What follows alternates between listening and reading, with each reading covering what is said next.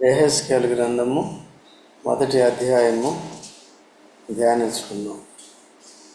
యెహెజ్కేలు అనగా అర్థం ఏంటి? దేవుని ఒకరు చెప్పండి. యెహోవా బలపరచువాడు. ఇంగ్లీష్లో జెహోవా అంటే గాడ్స్ స్ట్రెంగ్త్ కదా. దేవుని బలము. దేవుని బలం ఎవరికి ఇస్తున్నాడు? మనుషులకి ఇస్తున్నాడు. మనుషుల్లో ఎవరికి ఇస్తున్నాడు? బలహీనులకి ఇస్తున్నాడు కదా. అది బలహీనులు ఎవరు? చూడండి, రోమీయులకు రాసిన పత్రిక 5వ అధ్యాయము 6వ వచనం. రోమీయులకు రాసిన పత్రిక ఏలయనగా మనం ఇంకా ఏమై ఉంటుంది? మనం ఇంకా బలహీనమై ఉండగా క్రీస్తు యుక్త కాలమున భక్తిహీనులు. మనం ఎందుకు బలహీనంగా ఉన్నాం ఆత్మీయంగా? ఎందుకంటే భక్తిహీనతను బట్టి. మనం భక్తిహీనతను బట్టి ఆత్మీయ జీవితంలో ఎలాగున్నాం?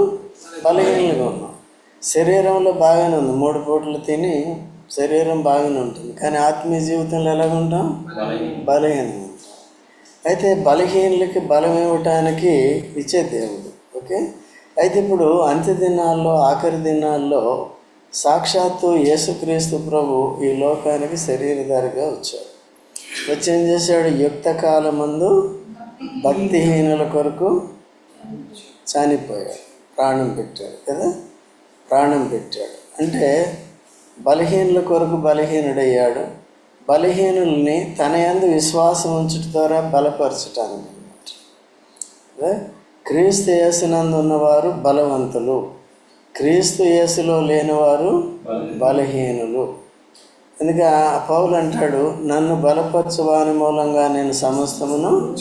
ఎక్కడుంది? ఫిలిప్పీ 4:13 చదవండి. ఫిలిప్పీ 4:13. నన్ను బలపరచువాని అందే నేను సమస్తమును చేయగలను. కాబట్టి సమస్తము చేయటానికి యేసుక్రీస్తు ప్రభువు మనల్ని బలపరిచేవాడుగా ఉంటున్నాడు. అందుకనే ఎప్పుడైతే మనం దేవుని బలం మీద ఆధారపడతామో దేవుడు మనల్ని ఏం చేస్తాడు? బలపరుస్తూ ఉంటాడు.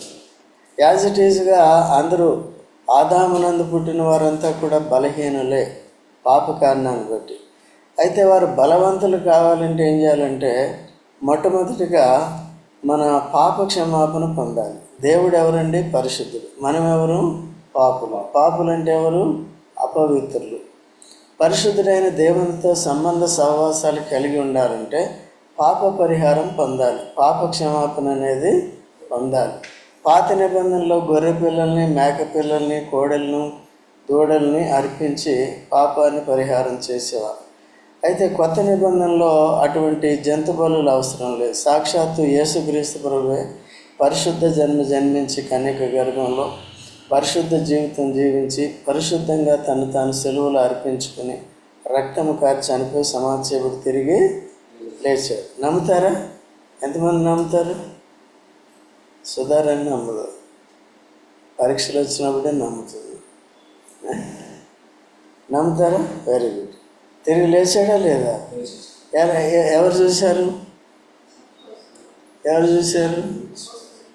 విశ్వాసంలో చూస్తాం కదా. మనకేముండాలి? దానికి విశ్వాసం.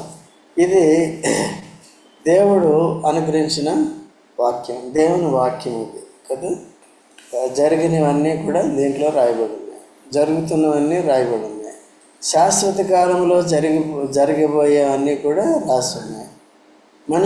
మానవుడు ఎలాగ పాపి అయ్యాడు, దేవుని నుంచి దూరం అయిపోయాడు, నరక శిక్షకు పాత్రుడయ్యాడు. నరక శిక్షకు పాత్రుడై బలహీనంగా ఉన్న నిస్సాయ స్థితిలో ఉన్న పాపి అయిన మనుషుల్ని ఏ విధంగా రక్షించాలి?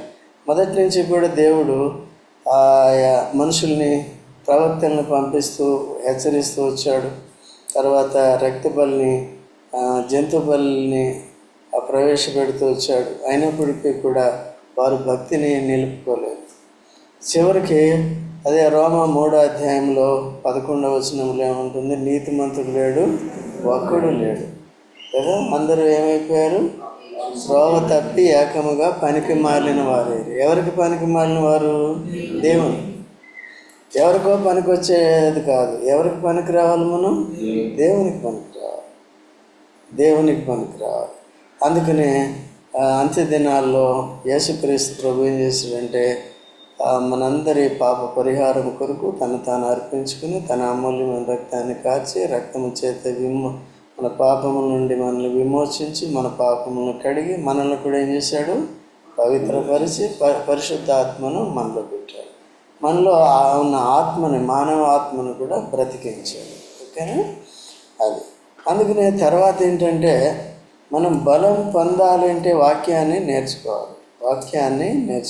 ఎట్లాగనేది నేర్చుకోవాలి. ఇప్పుడు యెహెజ్కేలు మనం చదవలేదనుకోండి, దాని గురించి తెలియదు. యెహెజ్కేలు అంటే అర్థం ఏంటో తెలుసుకోలేదనుకోండి, దాని అర్థం మనకి తెలియదు. దేవుడు ఏమై ఉన్నాడు? మనకి బలం. ఆనాడు ఇశ్రాయేలుకి బలం. ఈవెన్ యెహెజ్కేలు కూడా చాలా బలహీనుడు. ఆయన పడిపోతూ వచ్చాడు. దర్శనాన్ని చూసినప్పుడల్లా పడిపోతూ వచ్చాడు. అట్లా కొత్త నిబంధనలో యోహాను కూడా పడిపోయాడు. అర్థమైందండి? సచ్చిన వాని వలె ఉండునా అంటాడు. చూడండి, ప్రకటన గ్రంథం 1వ అధ్యాయము 17వ వచనం చదవండి. 17వ వచనం నుంచి ఆయన చూడగానే చూసారా? నేను సచ్చిన వాని వలె ఆయన పాదముల వద్ద పడితిని ఉంచి ఇట్లా నేను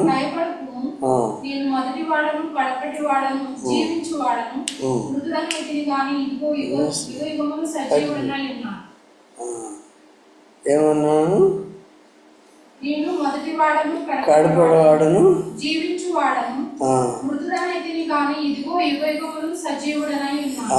యుగయుగములు సజీవుడనై ఉన్నాను. కాబట్టి ఇక్కడ భయపడకు. నేను చనిపోయిన యేసుప్రభుని కాదు, చనిపోయి తిరిగి లేచిన యేసుప్రభుని. కాబట్టి వేటిని దేన్ని చూసి భయపడవలసిన పని లేదు. భయపడే వారికి ఏమిస్తాడు? ధైర్యం ఇస్తాడు. చచ్చిపోయే వారిని ఏం చేస్తాడు? బ్రతికిస్తాడు, శాశ్వతంగా బ్రతికిస్తాడు. తర్వాత బలహీనులను ఏం చేస్తాడు? బలపరుస్తాడు. పాపులను ఏం చేస్తాడు? పవిత్రపరుస్తాడు, నీతిమంతులుగా తీరుస్తాడు కదా. నరకానికి వెళ్ళే వాళ్ళని ఏం చేస్తాడు? పరలోకానికి తీసుకెళ్తాడు. అందుకనే ఆ దేవుని యందు సరైన విశ్వాసం పెట్టాలి. వాక్యాన్ని సరిగ్గా నేర్చుకోవాలి. క్రమంగా ఏం చేయాలి? వాక్యాన్ని నేర్చుకోవాలి. దాన్ని బట్టి విశ్వాసం ఉంచి విధేయత చూపించేది నేర్చుకోవాలి. ఇప్పుడు యేసుక్రీస్తు ప్రభు ఎవరండి? మనకేమై ఉన్నాడైనా? ఆత్మీయ బలం. ఓకే. తర్వాత అందుకనే చూడండి 1 కొరింథీ 1వ అధ్యాయం 31వ వచనం. 1 కొరింథీ 1:31 చదవండి.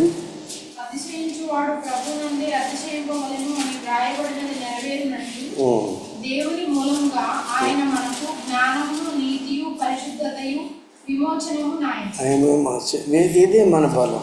ఎవరు మన బలం? ఆయన అంటే ఎవరండి? యేసు ప్రభు. యేసు ప్రభు మన పాపముల కొరకు చనిపోయి సమాధి తిరిగి లేచి మనకేమయ్యాడైనా? జ్ఞానము, నీతి, పరిశుద్ధత, విమోచన. ఇది మన బలం. అంతకుముందు పాపులమైతే బలహీనలము, పాపులమైతే దేవునికి దూరస్తులము, పాపులమైతే దైవోగ్రతకు పాత్రలము, పాపులమైతే నరకానికి వెళ్ళవలసిన వారము, పాపులమైతే సాతానికి దాసులము, బానిసలము. అయితే ఇప్పుడు యేసు రక్తము చేత మనల్ని విమోచించాడు కనుక మనం ఏమండి? ఇప్పుడు బలవంతులు. మన జ్ఞానం ఏ జ్ఞానం? దైవ జ్ఞానం. యేసు ప్రభు ఎవరో, యేసు ప్రభు మనకి ఎలా బలమో అనేది మనకు తెలిసింది. లేక యేసును గురించిన జ్ఞానం మనకి వచ్చింది కదా. ఈ లోక జ్ఞానం వేరు, ఆత్మ సంబంధమైన జ్ఞానం. ఆత్మ సంబంధమైన జ్ఞానం ఎట్లా వస్తుంది? యేసు ప్రభుని ఎరుగుట ద్వారా కదా, యేసుక్రీస్తు ప్రభుని ఎరుగుట ద్వారా. కాబట్టి ఇప్పుడు యేసు ప్రభు కాక వేరే రక్షకుడు ఎవరైనా ఉన్నారంటే ఎంతమంది నమ్ముతారు? యేసు ప్రభు కాక ఎవరైనా ఉన్నా రక్షించగలరా? ఏం సుధారాన్ని? యేసు ప్రభు తప్ప ఇంకెవరైనా రక్షించగలరా? రక్షించగలరా? ఇంకెవరైనా నమ్ముకుంటావా? 5 కోట్లు ఇస్తా అంటే నమ్ముకుంటావా? యేసు ప్రభులో శాశ్వతమైన స్వాస్యం మనకు దొరుకుతుంది. దాన్ని వెలకట్టలేనటువంటి ఆస్తి, పరలోక సంబంధమైన ఆస్తి మనకి దొరుకుతుంది.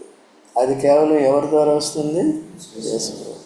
అందుకనే యేసుక్రీస్తు ప్రభు నాకు యవనస్తుడు, మత్తయి సువార్త 19వ అధ్యాయంలో తీనవసరం లేదు, ఒక యవనస్తుడు వచ్చి, అయ్యా మంచి బోధకుడా, సద్బోధకుడా, నేను నిత్య జీవం పొందాలంటే ఏం చేయాలని అడిగాడు. ఏం చేయాలంటే ఆయన ధర్మశాస్త్ర సంబంధి.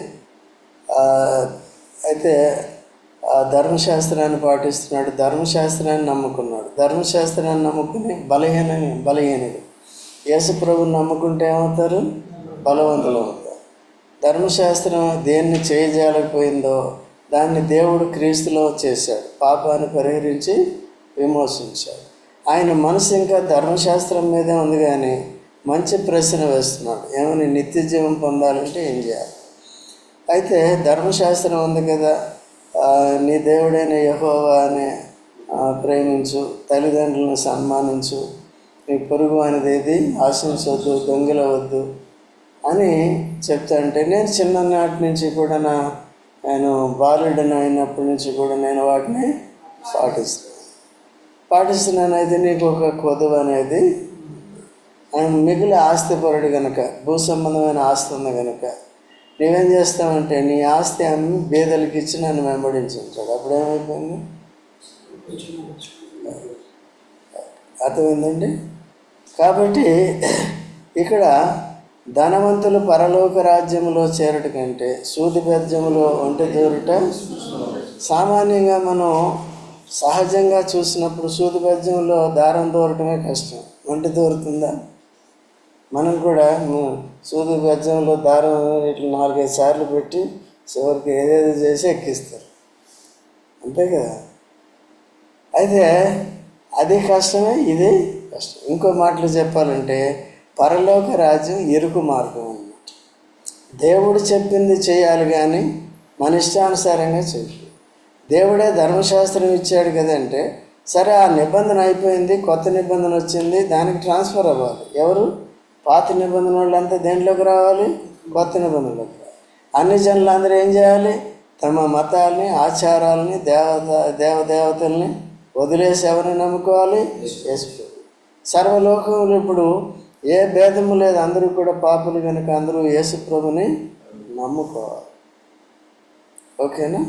సో అందుకనే ఆ ధనవంతుడు వెళ్ళిపోయాడు. అంటే పరలోక రాజ్యానికంటే కూడా, నిత్య జీవానికంటే కూడా తను ఈ లోకపు ధనాన్ని ప్రేమిస్తున్నాడు. ఈ లోకపు ధనం ఎంతకాలం ఉంటుంది? సరే, ఆ ధనం మంచిగా బ్యాంకులో పెట్టుకున్నావు, ఆ బీరువాలో పెట్టుకున్నావు, మంచిగా పెట్టుకుని లాక్కేసుకున్నావు, బాగానే ఉంది, 5 కోట్లు.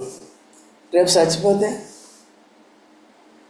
అందుకని ఇది అస్థిరమైన కలిమిది కదా. మనం ఈ లోకంలో కలిగి ఉన్న వాటిని బట్టి మన జీవితం ఆధారపడలేదు. ఎవరు బట్టి ఉందండి? యేసు ప్రభు. బతుకుంటాం. యేసు ప్రభు నమ్మిన తర్వాత ఒకవేళ చనిపోతామా, నిత్య జీవంలోకి వెళ్ళిపోతాం. అక్కడ నిత్య సుఖాలు, దేవుని మహిమ అనేది ఉంటుంది. సో యేసుక్రీస్తు ప్రభులో మనము ఆ విధంగా నిత్య జీవాన్ని పొందినప్పుడు అదేమాత్రం బుద్ధిహీనత అనేది కాదు. అర్థమవుతుందా? నిద్ర వస్తుందా? తల కింద పెట్టుకో. ఓకే, నిద్రపోతున్నాడు వచ్చేప్పుడు. అక్కడ కూడా అంతేనా? స్కూల్లో రైట్. నాకేం తెలుసు? నా ముందు కూర్చున్నా కాబట్టి నాకు తెలుస్తుంది. కాబట్టి ఎంతవరకు వచ్చింది? ఏమో. బలహీనలు ఏం చేస్తున్నాడండి? క్రీస్తులో కాకుండా క్రీస్తుకి వేరుగా ఉన్న ప్రతి వారు కూడా ఆత్మీయంగా బలహీనులు. తాము పవిత్రపరచుకోలేరు, తాము రక్షించుకోలేరు, తమకు కలిగి ఉన్న ఆస్తిపాస్తులతో జీవించలేరు కదండి. ఈ లోకంలో ధనవంతులు అనేక మంది ఉన్నారు. వారు కలిగి ఉన్న ధన సమృద్ధిని బట్టి వారు ఏం సంతోషిస్తున్నారు చెప్పండి? వారు ఏం తింటున్నారు చెప్పండి? పోయి మంచి ధనం కోటీశ్వరుని పోయి అడిగితే నీ ఆహారం ఏంటంటే ఏం చెప్తాడు? రోజు మటన్ తింటున్నానని చెప్తాడా? మటన్ తింటే ఏమవుతాడు? రోజు ఇన్ని ఉలవలు తింటాను, ఇన్ని మొలకలు తింటాను, ఒక అరటిపండు తింటాను, లేకపోతే యాపిల్ పండు తింటాను అంటాడు. మరి ఇదంతా ఏం చేస్తున్నావు? డబ్బు అంటే అంతే బుద్ధిహీనత కదా. అందుకని యేసుప్రభు చెప్పింది ఏంటి? తగినంత ఉంటే చాలా. అది నిత్య జీవం చాలా ఇంపార్టెంట్. అందుకనే క్రీస్తులో ఉండేది మనం నేర్చుకోవాలి. ఓకే, క్రీస్తులోనికి రావాలంటే ఏం చేయాలి? క్రీస్తులోనికి రావాలంటే మారు మనసు పొందాలి. మారు మనసు అంటే ఏంటి? దేవుని రాజ్యాన్ని, నీతిని కోరుకోవాలి. మిగిలిన వాటన్నిటినీ కూడా వదిలేయాలి. ఇప్పుడు ఆ ధనవంతుడైన యవనస్తుడు మారు మనసు పొందలేదు. యేసుప్రభు ఏం చెప్పాడు? నీ ధనాన్ని, ఆస్తిని అమ్మి బీదలకి ఇమ్మంటే మారు మనసు పొందలేదు. సరే అంటే అయిపోయింది, సరే అని వదిలేస్తే అయిపోయింది. అట్లా జక్కయ్య చేశాడు. పొట్టి జక్కయ్య ఏం చేశాడు? చెట్టు దింపి ఇంటికి వెళ్ళిన తర్వాత యేసుప్రభు చెప్పాడు, అతని తలంపులన్నీ, తన పాపాలన్నింటినీ బయట పెట్టినప్పుడు ఏమన్నాడు? ఇదిగో ప్రభువా, నా ఆస్తిలో సగం బీదలకు ఇస్తున్నాను. ఎవరి దగ్గర అయితే అన్యాయంగా తీసుకున్నానో రూపాయికి 4 రెట్లు ఇచ్చేస్తాను. ఇప్పుడు ఏమయ్యాడండి? భౌతికంగా ఈయనకి బుద్ధి వచ్చిందా లేదా? ఆ యవనస్తుడికి బుద్ధి. మనకి చాలా వరకు వచ్చిందా? నేను శిరీష ఎంతవరకు వచ్చింది? శిరీష ఎక్స్పెక్ట్ చేస్తుంది నా దగ్గరికి వస్తాడు అంకుల్. ఏం సుధారాణి ఎంతవరకు వచ్చింది? ఈ చదువు ఉంటే చాలు, ఇంకేం అవసరం లేదు. చదువుకోవాలి, ఇది కూడా ముఖ్యం. కాబట్టి ఏది కూడా అడ్డు రాకుండా జాగ్రత్తగా చూసుకోవాలి. ఓకే, మారు మనసు పొందాలి. క్రీస్తు నా పాపాల కోసం చనిపోయి తిరిగి లేచినాడని నమ్మాలి. బాప్తిసం తీసుకోవాలి. సహవాసానికి రావాలి. సహవాసానికి క్రమంగా వచ్చి దేవుని సేవ చేయాలి, ఆరాధన చేయాలి, ప్రార్థన చేయాలి, వాక్యాన్ని సరిగ్గా నేర్చుకోవాలి. అట్లా మనం పరలోకం కొరకు సిద్ధపడాలి. కానీ భూమి మీద మనకు ఫ్యూచర్ లేదు. ఒకవేళ పెద్ద చదువులు మనం చదివేసినప్పటికీ బ్రతికున్నంతకాలమే అది పనికి వస్తుంది. మానవ ప్రాణము ఎంతకాలం ఉంటుందో మనకు తెలియదు. అంతలో కనపడి అంతలో మాయమైపోయే ఆవిరి. ఇది తాత్కాలికమైంది. నటనా జీవితం కొద్ది కాలమే ఉంటుంది. కాబట్టి మనుషులంతా కూడా అజ్ఞాన దశలో అజ్ఞానముగా ఉండి ఈ తాత్కాలికమైన వాటి మీద మనసు పెడుతున్నారు, కానీ శాశ్వతమైన వాటి మీద పెట్టట్లేదు. సో అలా లేకుండా జాగ్రత్తగా ఉండాలి. కాబట్టి యేసుప్రభు మనకేం చెప్పండి? జ్ఞానము, నీతి, పరిశుద్ధత, విమోచన. పాపము నుంచి విమోచించాడు, ఆత్మను శరీరం నుంచి విమోచించి ఆత్మకి పరలోకపు మహిమదేహాన్ని ధరింపజేస్తాడు. రెండోది నరకము నుంచి విడిపించాడు కదా. ఈ పాపలోకం నుండి సంపూర్ణంగా విడిపిస్తాడు ఒక రోజుని, రెండోసారి వచ్చినప్పుడు. లేక మనం చనిపోతే ఎవరి దగ్గరికి వెళ్తాం? ప్రభు దగ్గరికి వెళ్తాం. సో అదే అండి యెహెజ్కేలు అంటే అర్థం. తర్వాత మనం ఈ అధ్యాయం అంతా చదువుకున్నాం. ఎన్ని వచనాలు ఉన్నాయి దీంట్లో? 28 ఉన్నాయి కదా. 28 ఉంటే ఇక్కడ యెహెజ్కేలుకి దర్శనం కలిగింది. తర్వాత ఆయన ఏం చూశాడు? 5వ వచనం చదవండి. దానిలో నుండి 4 జీవుల రూపములు గల ఒకటి కనబడెను. వాటి రూపము మానవ స్వరూపము వంటిది. ఒక్కొక్క దానికి 4 ముఖములను 4 రెక్కలను కలవు. వాటి కాళ్ళు చక్కగా నిలవబడినవి. వాటి అరకాళ్ళు పెయ్యకాళ్ళ వలె ఉండేవి. అవి తలతలలాడు ఇత్తడి వలె ఉండేవి. వాటి 4 ప్రక్కల రెక్కలు క్రింద మానవ హస్తం వంటి హస్తములు ఉండేను. 4టికి ముఖములను రెక్కలను ఉండేను. వాటి రెక్కలు ఒకదానినొకటి కలుసుకొనెను. ఏ వైపునకైనాను తిరగక అవన్నీ చక్కగా నెరిటికి పోవచ్చును. ఆ 4టి ఎదుటి ముఖ రూపములు మానవ ముఖము వంటివి. వంటివి, కుడి పార్శ్వపు ముఖములు సింహ ముఖము వంటివి, ఎడమ పార్శ్వపు ముఖములు ఎద్దు ముఖము వంటివి, నాలుగింటికి పక్షిరాజు ముఖం వంటి ముఖములు కలవు. వాటి ముఖములను రెక్కలను వేరువేరుగా ఉండెను. ఒక్కొక్క జీవి రెక్కల్లో ఒక రెక్క రెండవ జతలో ఒకదానితో కలిసి ఉండేది. ఒక్కొక్క జత రెక్కలు వాటి దేహములను కప్పెను. అవన్నీ చక్కగా ఎదుటికి పోవచ్చుండేవి. అవి వెనుకకు తిరగక ఆత్మ ఏ వైపునకు పోవచ్చుండెనో ఆ వైపునకే పోవచ్చుండెను. ఆ జీవుల రూపములు మండుచున్న నిప్పులతోనూ దివిటీలతోనూ సమానములు. ఆ అగ్ని జీవుల మధ్యను ఇటు అటు వ్యాపించెను. ఆ అగ్ని అధికాంతిగా ఉండెను. అగ్నిలో నుండి మెరుపు బయలుదేరుచుండెను. మెరుపు తీగలు కనబడే రీతిగా జీవులు చాలమ్మా. ఈ జీవులు, ఈ 4 జీవులు, వీటిని కెరూబులు అంటారు. ఇవేంటివి? కెరూబులు. వీటి పని ఏంటి? మనం అంతకుముందు కూడా రాసింది చూడండి. యెషయా గ్రంథం 6వ అధ్యాయము 2వ వచనం చదవండి. శరాపులు. అక్కడ ఏమన్నారు? వాటిని శరాపులు. శరాపులు అంటే మహాదూతలు. 6 రెక్కలు ఉండను.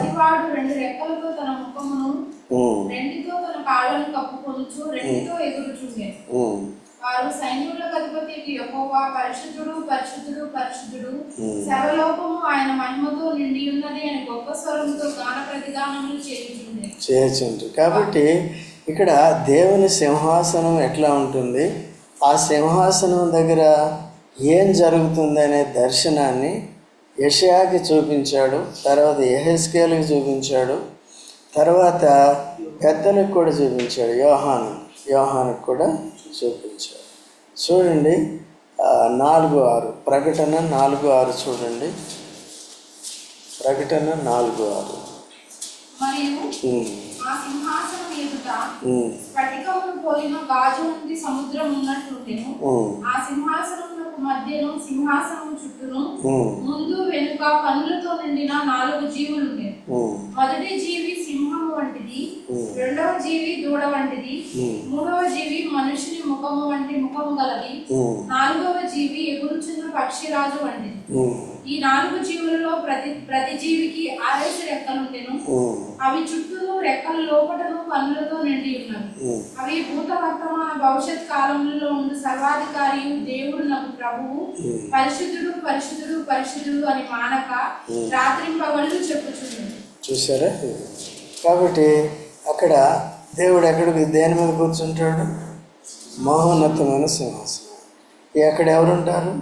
అందుకనే కెరూబుల మధ్య నివసించు దేవా అంటారు కదా. ఈ జీవులు ఉంటారు. తర్వాత దూతలు ఉంటారు. ఓకేనా? వీడి పని ఏంటి? వర్తమాన భూత భవిష్యత్ కాలంలో ఉండే దేవుడు నీవు పరిశుద్ధుడు పరిశుద్ధుడు అని దివారాత్రములు చేస్తున్నాడు. ఇంకేమంటున్నాయంటే చూడండి, యెహెజ్కేలు 1:16 చదవండి. ఆ చక్రముల యొక్క రూపమును పనియు రక్తవర్ణపు రాతి వలె నుండెను. ఆ 4 ఒక్క విధముగానే ఉండెను.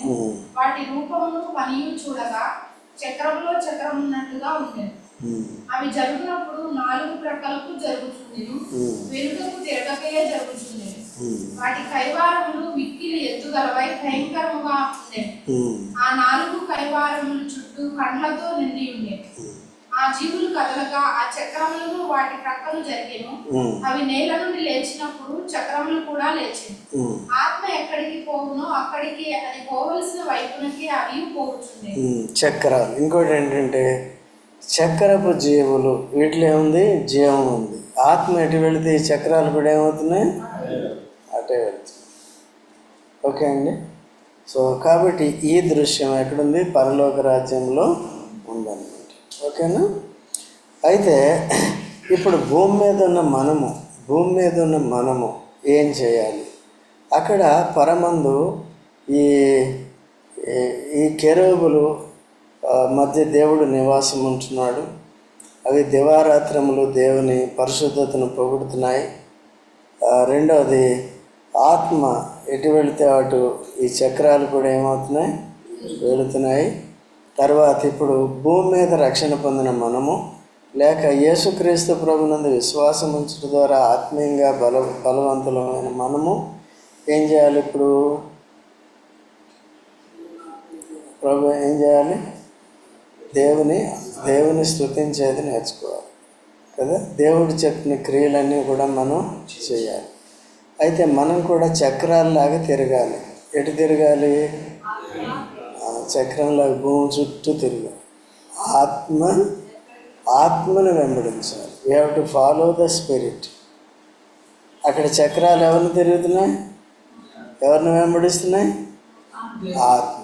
ఇక్కడ మనం కూడా ఎవరిని? ఎందరైతే ప్రభువైన యేసుక్రీస్తును రక్షకుడిగా స్వీకరించారో వారు కూడా పరిశుద్ధాత్మను కలిగి ఉన్నారు. అందుకని బైబిల్ ఏం చెప్తుంది? ఎందరైతే ఆత్మ చేత నడిపింపబడతారో వారందరూ దేవుని కుమారులై ఉందరు. ఎక్కడుంది? యోహాను సువార్త అంటే రోమేలకు రాసిన పత్రిక 8వ అధ్యాయం 14 రోమేలకు రాసిన పత్రిక దేవుని ఆత్మ చేత ఎందరూ నడిపింపబడుదురో వారందరూ దేవుని కుమారులై ఉందురు. దేవుని కుమారులు. దేవుని ఆత్మ చేత నడిపింపబడాలంటే ఏముండాలి? దేవుని ఆత్మ చేత నడిపింపబడాలంటే ఏముండాలి? దేవుని కుమారులే ఉండాలి. లేదు దేవుని ఆత్మ చేత నడిపింపబడితే దేవుని కుమారులు.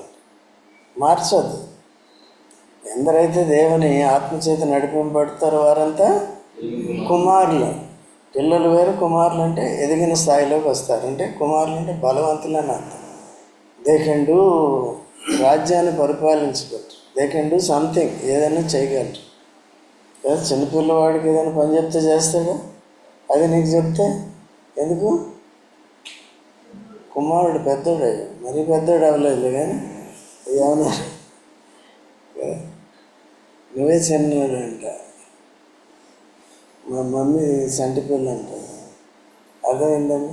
ఒకసారి ఏదైనా పడిందంటే అది ఉండిపోతుంది. మరి జాగ్రత్త, అది పోదు ఎక్కడికి. ఓకేనా? కాబట్టి ఎంతవరకు వచ్చింది? 9వ వచనం చదవండి. 8, 9. దేవుని ఆత్మ మీలో నివసించి ఉన్న యెడల మీరు ఆత్మ స్వభావం గలవారే కానీ శరీర స్వభావం గలవారు కాదు. ఎవరండి? ఆత్మ స్వభావం, శరీర స్వభావం. క్రీస్తునందు విశ్వాసం నుంచి శరీర స్వభావం కలిగిన వారుగా ఉంటే పరిశుద్ధాత్మ నడిపింపు. ఆ బండి, ఆ చక్రాలు వెళ్ళినట్టు మనం వెళ్ళలేం. అప్పుడు దేవునికి మహిమ అనేది కలగదు. దేవుని మహిమ పరచకపోతే మన క్షేమం అనేది ఉండదు. ఓకేనా? ఎందరైతే తర్వాత చదవమ్మా.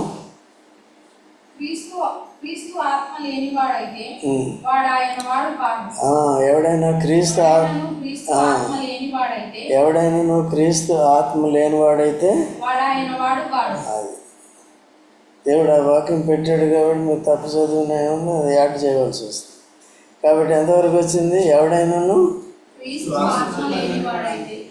ఆత్మ లేనివాడు ఎవరు చెప్పండి? అందుకనే యేసుప్రభుని అంగీకరించిన వెంటనే పరిశుద్ధాత్మను పొందుతాము. తర్వాత ఆత్మానుసారమైన మనసు కలిగి ఉంటే పరిశుద్ధాత్మ నడిపిస్తాడు. తర్వాత మళ్ళీ మనం ఆత్మని చూడండి దుఃఖపెడతాం. ఆత్మని దుఃఖపెట్టినప్పుడు కూడా పరిశుద్ధాత్మ ఏం చేస్తాడు? అది మనం నిలకడగా కెరూబులు ఎలా సేవ చేస్తున్నాయో తరతరాల నుండి, ఆ చక్రాలు, జీవపు చక్రాలు ఎలాగా వెంబడిస్తున్నాయో ఆత్మని, మనం కూడా అట్లా ఏం చేయాలి? ప్రభు సింహాసనం యొద్దకు రావాలి. దేవుని అత్యున్నతమైన సింహాసనం ఇక్కడి నుంచే వెళ్ళిపోవచ్చు. అక్కడికి ప్రేమ గల పరలోకపు తండ్రి ఎక్కడికి వెళ్ళిపోతున్నామండి? అది యేసుక్రీస్తు ప్రభు బలియాగం ద్వారా, ఆయన ఇచ్చిన బంధుత్వం ద్వారా కలిగింది. ఇప్పుడు చూడండి, ఎఫెసీయులకు రాసిన పత్రిక 4వ అధ్యాయము 31వ వచనం చదువమ్మ. 30-31. దేని దుఃఖపరచకూడదు? ఎట్లా దుఃఖపరుస్తాం? 31 చదవమ్మా. ద్వేషము, కోపము, క్రోధము, అల్లరి, దూషణ, దుష్టత్వము ఇవి ఉంటే ఏం చేస్తున్నామండి? పరిశుద్ధాత్మని, ఇది శరీర స్వభావం. కోపము, దూషణ, అల్లరి, కోపము, అల్లరి, ఇవన్నీ ఉంటే ఏమవుతున్నాయండి? ఇంకా